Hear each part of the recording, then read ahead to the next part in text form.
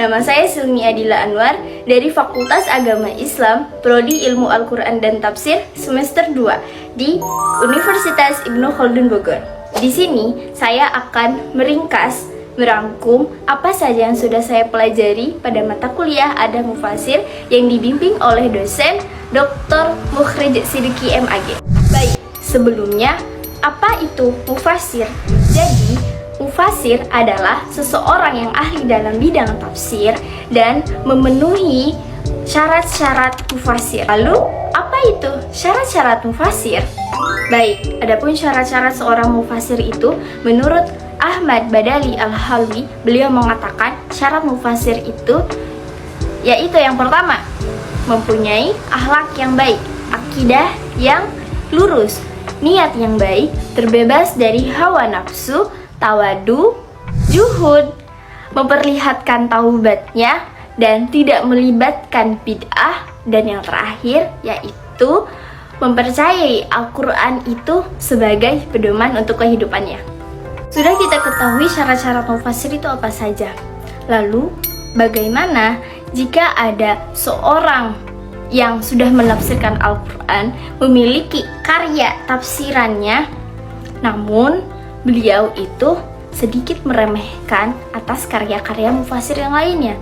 Beliau merasa bahwa tafsiran yang dihasilkannya itu sangat baik, tidak ada kekurangan, serta meremehkan penafsiran yang lain. Bagaimana jika itu terjadi? Apakah beliau pantas menjadi seorang mufasir ataukah tidak? Oke, kita bayangkan di sekitar kita itu ada seseorang yang sangat pintar, mempunyai ilmu yang banyak. Namun, kekurangannya itu dia minim akan akhlaknya. Apakah kita akan menerima ilmunya ataukah dibiarkan saja? Itu semua kembali lagi kepada diri kita masing-masing. Ada yang menerima ilmunya saja dan ada juga yang tidak menerima dua-duanya karena menganggap akhlaknya saja tidak baik. Bagaimana dengan ilmunya? Seperti itu. Jika di situ ada hanya dia saja yang berilmu, apakah kita akan mengabaikannya saja? Apakah kita akan membiarkannya saja? Ilmunya itu tidak melanggar syariat. Kenapa tidak? Kita ambil saja ilmunya, sama seperti penafsir yang tadi.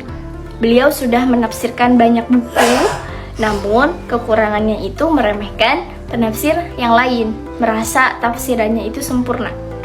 Nah, kita ambil saja hasil tafsirannya tersebut, selagi dalam kutip tadi tidak melanggar syariat Islam. Selagi tafsirannya itu tidak melanggar syariat Islam, maka sah-sah saja kita ambil tafsirannya tersebut. Namun, apakah beliau disebut menjadi seorang mufasir? Sedangkan syarat mufasir yaitu memiliki akhlak yang baik. Beliau tetap menjadi seorang mufasir karena beliau sudah mengeluarkan tafsiran karya. Baik, seperti ada seseorang yang non-muslim yang menafsirkan Al-Quran, menafsirkan kata alaqah dalam Al-Quran. Jadi, beliau ini seorang ilmuwan yang sedang membaca Al-Quran, mempelajari Islam. Beliau mencari apakah di situ ada bagaimana pembentukan manusia. Nah, beliau membuka Al-Quran dan menemukan kata alaqah. Siapakah itu?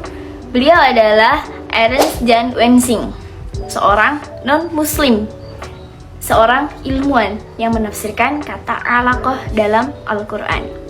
Lalu, bagaimana kita sebagai seorang muslim, apakah kita terima atas penafsirannya tersebut?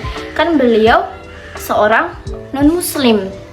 Nah, menurut saya pribadi, saya akan menerima hasil penafsirannya tersebut jika tidak menyimpang ajaran Islam, hasil tafsirannya itu tidak melanggar syariat Islam, maka ambil hasil penafsirannya saja. Baik, kesimpulannya adalah jika kita mendapati seorang mufasir yang mempunyai karya-karya yang bagus, namun kekurangannya itu akan akhlaknya kah atau hal-hal yang lain, kita ambil saja hasilnya itu selagi tidak menyimpang dalam syariat Islam, tidak menyimpang akan kaidah-kaidah Al-Quran, maka kenapa tidak kita terima saja akan hasil-hasilnya tersebut. Seperti itu. Namun, jika ada yang lebih sempurna lagi, kita lebih baik memilih yang lebih sempurna. Jadi, cukup sekian dari saya. Mohon maaf bila ada kesalahan kata, kesalahan penyampaian.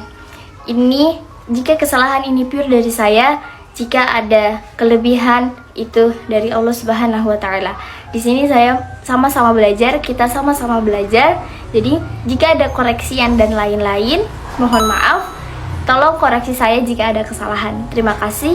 Wassalamualaikum warahmatullahi wabarakatuh.